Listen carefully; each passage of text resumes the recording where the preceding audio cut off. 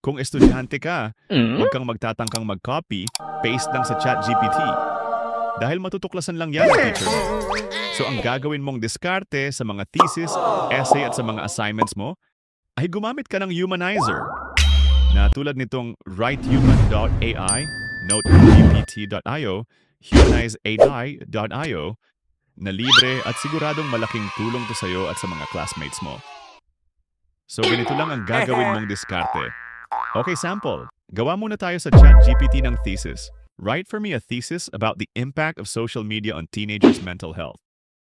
Eto result. Tapos select all, click natin tong copy, at punta tayo sa Google, type natin ang writehuman.ai, mag-sign in ka lang gamit ang Google account mo.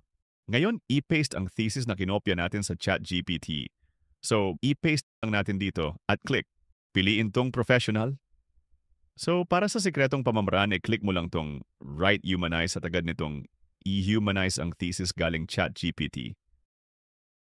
Ngayon, kahit etry pang i-detect na kadalasan ginagawa ni teacher, lusot ka na, hayan, pwede mo na itong ipasa ng wala ng alinlangan at mapapasayaw ka pa.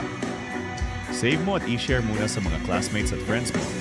Like and subscribe para sa iba pang paraan na tulad nito.